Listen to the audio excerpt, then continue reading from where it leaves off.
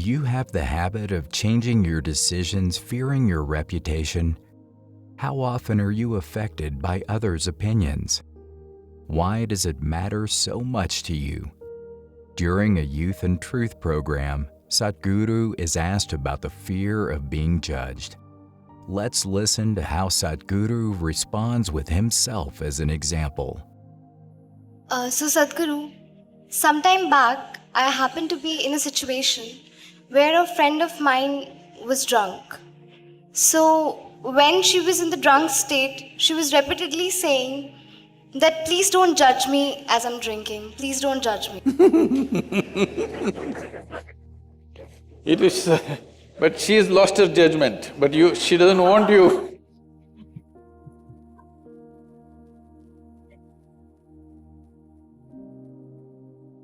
So my question is, whether it is alcohol or not, in life, why are we so apprehensive about being judged by others? And how can we not let this come on our way of being happy?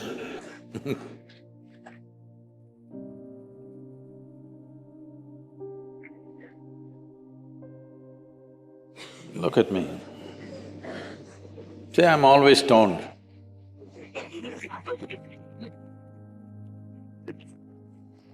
Never touched a substance, but always stoned.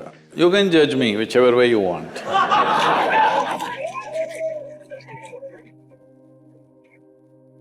Because one thing is, I'm stoned in such a way that I have not lost my judgment at all. Having said that, why this consumption of alcohol and drugs is growing the way it's growing in the world is, this is because the heavens have been collapsing.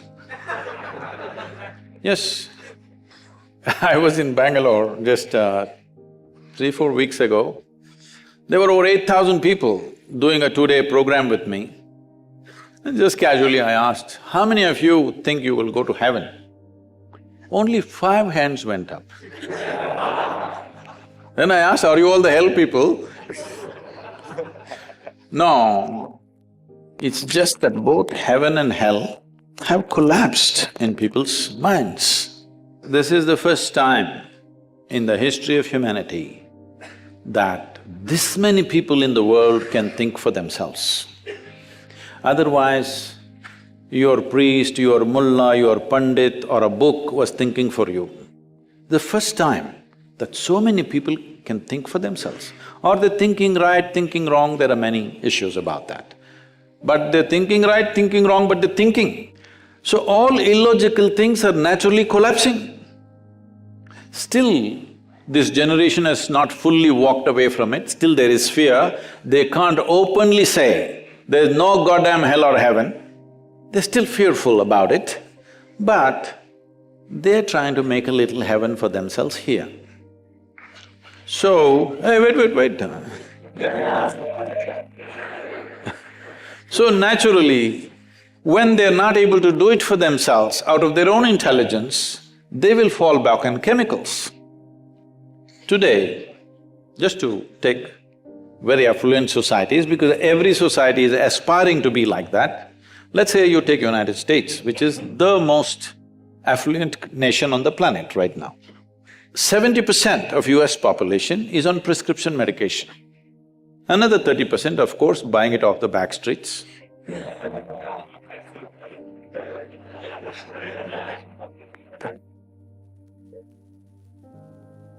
Most affluent nation, obviously affluence is not working. To be healthful, you need chemicals.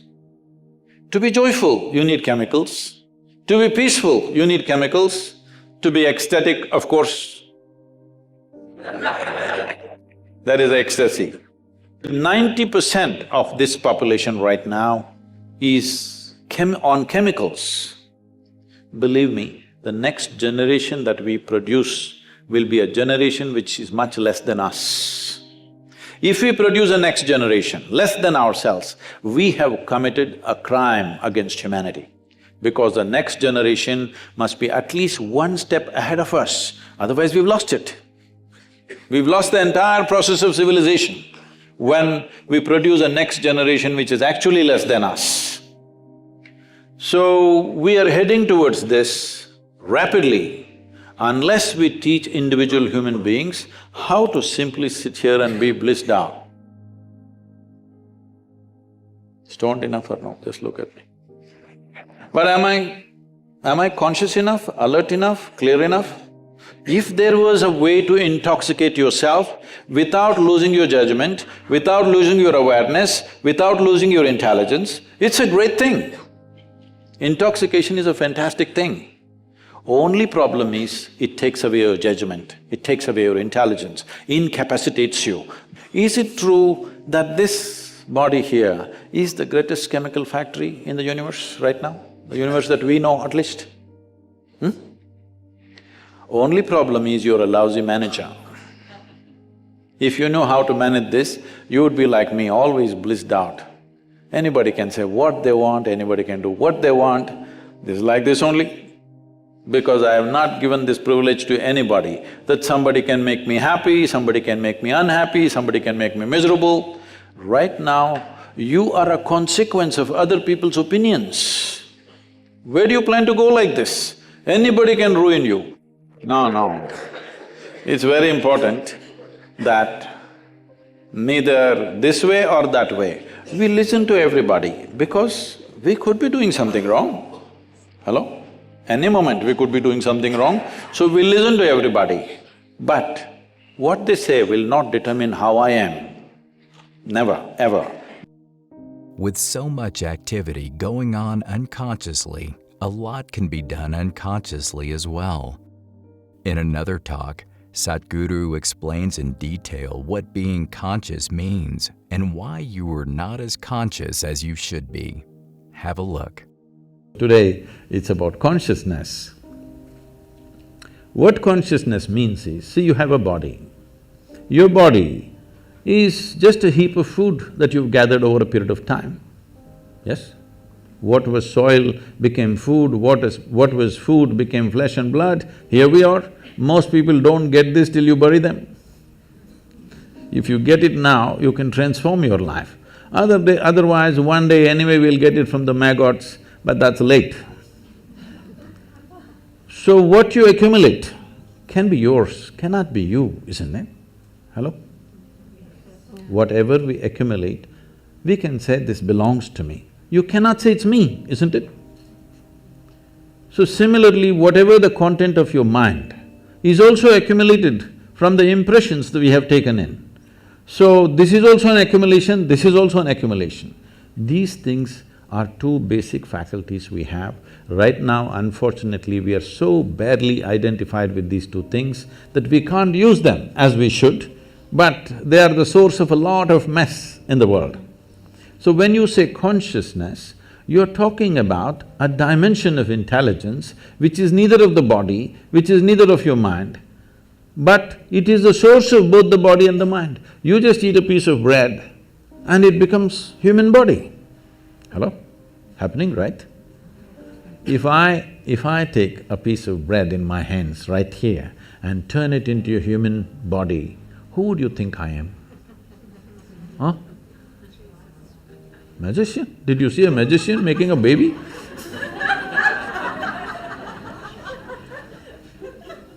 Who would you think I am? Creator himself, isn't it? But every day you are doing this. You eat a piece of bread or a carrot or a whatever, within a few hours you make it into human body, the most complex machine on the planet. You manufacture with all kinds of trash in Los Angeles. Aren't you doing it? So, when this dimension of intelligence exists within you, if you touch that dimension, naturally your identity will be with that dimension. Right now, the only problem is human experience is limited to their biology and their psychological structure. Physiological and psychological structures are the only two things you have experienced. Because of this, your identities are there. Because of this body part difference between the same species has become such a big deal. There are two fundamental forces working within us all the time. One is our instinct of survival.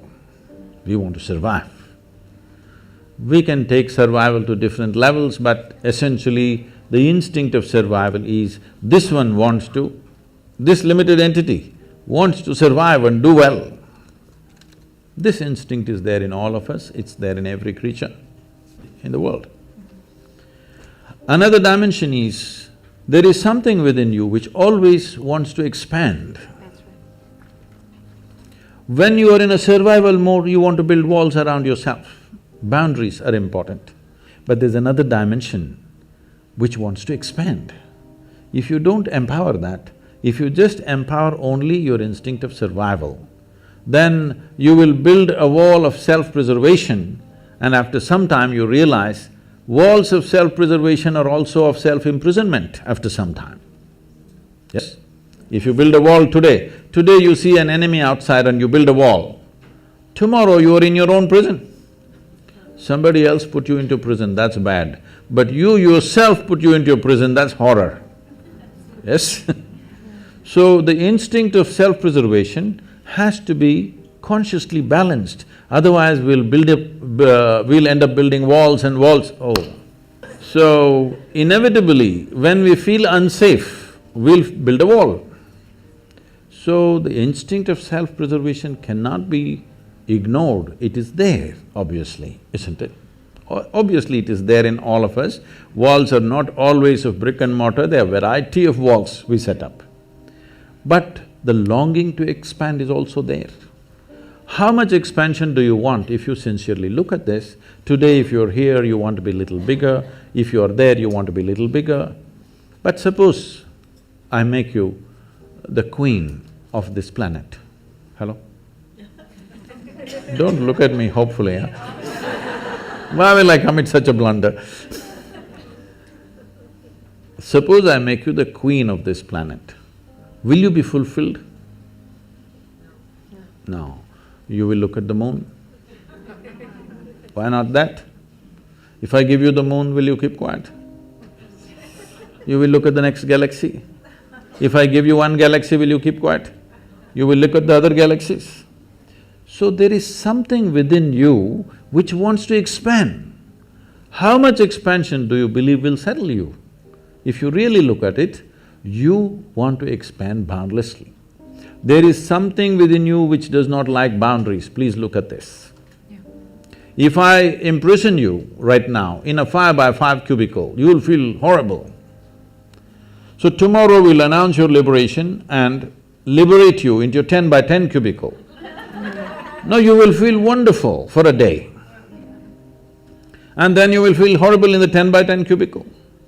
We will liberate you into your 100x100 cubicle, you will feel really great for 3 days. Again you'll feel the same thing. It doesn't matter where I set the boundary. The moment you can feel the boundary, you want to break it, isn't it? So there is something within you which does not like boundaries. So if there is something within you which does not like boundaries, it simply means it is longing to become boundless. Yes. You cannot become boundless through physical means, isn't it? Physicality means, the fundamentals of physicality is a defined boundary. Without a defined boundary, there is no physical body. Suppose there were no boundaries to my body, where would I be, here or there or where? Only because has a boundary, it is here. Your body has a boundary, so it's there. But there is something within us which longs to be boundless.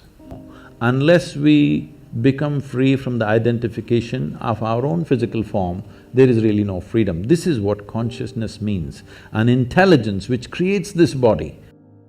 Being free from boundaries we set for ourselves restricts the consciousness within you. Click on the video shown to see more from us. What would you like to see in the next video? Share your thoughts and boundaries in the comments section. Like, share, and subscribe to our channel. Thank you for watching.